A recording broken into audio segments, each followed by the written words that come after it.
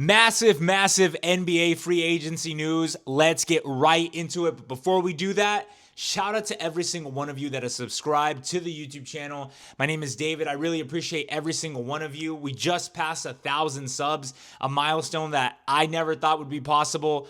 And here we go. We just did it. So I appreciate all the likes, all the comments, all the new subscribers. I love engaging with everybody in the comment section. Makes for a lot of fun. I love hearing your takes on my videos. I love replying to my takes on the videos. So thank you. We got some big videos planned for the future. Maybe doing, kind of like a longer format, 30-minute, 20-minute type of video essay. So let me know down below if you're excited for that or if that interests you. But before we dive into more of that stuff, we're going to talk right about the free agency news that happened a couple days ago. Deandre Ayton signing with the Los Angeles Lakers from Portland. Now, I really didn't know how to feel about this because I've been begging Rob Pelinka to make a move for a center for years now, right? It was very obvious that the Lakers were not as big as other teams. They were smaller in size, and they just needed a lob threat. They needed a rim runner. They needed somebody that could defend the paint when Anthony Davis was off the floor, right? So that's why when they won in 2020, they did that through big bodies. They had JaVale McGee. They had Dwight Howard. That's how they were able to keep Jokic at that time at bay, because when Anthony Davis was off the floor, boom, here's two Twin Towers, JaVale McGee and Dwight Howard to get in your way. Right? That was the kind of key to success, and that's ultimately what Minnesota did in the 2024 playoffs, was they had Rudy Gobert, okay? And they built a tall team to beat the Denver Nuggets, and that's exactly what happened. It was basically the same blueprint that the Lakers did in 2020, and Minnesota just copied that, going big, and that's how you wore down Jokic. So the Lakers needed a big man, especially after they traded AD, right? Again, you make that trade 100 times out of 100 times to get Luka Doncic. So after you lose AD, your team becomes so much smaller and, just no defensive anchor. So, of course, they get destroyed by Minnesota in the first round. Minnesota is a huge team. They have Rudy Gobert. They have Naz Reid. They have a whole bunch of bigger wings and guys, and the Lakers were just too small. Austin Reeves was looking like a kindergartner, okay, in front of those Timberwolves. It was just absurd. So, that being said, they needed a big man.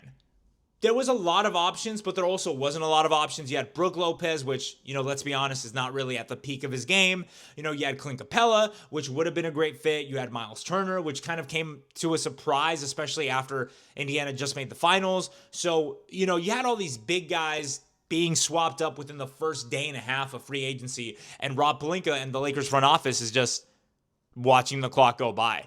So, that being said, I was getting a little worried and watching all of these players, all these big men get taken off the board. And I was saying to my buddies, what is Rob going to do? What are we going to do? Who is going to be the center? Who is going to be the starting center? Really, we cannot go back to another year of Jackson Hayes as our main guy. No disrespect to Jackson Hayes. He's great, but he's not the main guy, right? So when the news came out that the Lakers were rumored to be getting Deandre Ayton, I was like, okay, well, it's better than nothing, right? Especially because if you've been watching the NBA, you know that his playmaking is up here, but his mentality on playing in the NBA is down here. He would miss out on practices, games, because there was snow out and he didn't want to go out in the snow. And he'd much rather play NBA 2K than go to practice and prepare for games. So that definitely is something to worry about. These things did happen a couple years ago, but it's kind of hard to give this guy all the benefit of the doubt that, hey, you're going to be great in Los Angeles when your mentality has plagued your career, not your playmaking ability. No one's talking about that. It's all in the mental side of it, right? In the what are you preparing to do for the games aspect. So I believe that with Luka, he is going to turn DeAndre Ayton into the superstar that he once was. DeAndre Ayton, when Chris Paul got to Phoenix, it unlocked a new part of him, right? They had that magic, the lob threat, the chemistry, the pick and roll. That is exactly what is going to happen with Luka, but even to a higher level. No disrespect to Chris Paul, but if you're going to rank point guards, You're doing like Magic Johnson. I'd even put Luka above Chris Paul. So you're going to think with Luka, with DeAndre Ayton, lob threat. I mean, you saw what happened with Derek Lively and in Dallas, right? It turned regular NBA players into Shaq and Kobe-esque lob threats. So I'm very excited to see how that's going to turn out. I am very optimistic that this is going to be a turning point for DeAndre Ayton, because if he does not show out this year, he might be out of the league or going on vet minimums for basically nothing. So I believe that DeAndre Ayton is going to come into LA determined. He's going to be working with LeBron. He's going to be working with Luka. And I think that the mentality aspect of playing, because, you know, Phoenix and Portland, those are smaller market teams. He's going to La La Land. He's going to the Lakers under this new under new management, right? Because Jeanie Buss sold the Lakers.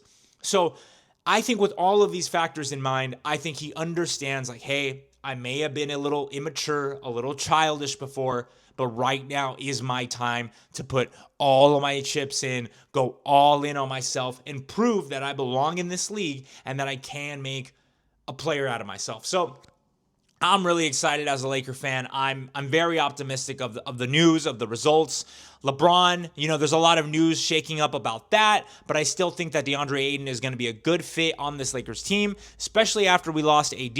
We have no big men. We have no defensive threat. And now that you have DeAndre Ayton and in the backcourt you have Jackson Hayes, I think that, you know, we did get a little bit taller, right? We got a little bit more length. We got a little bit more size. So overall, I don't view this as a home run, but it's definitely a step in the right direction.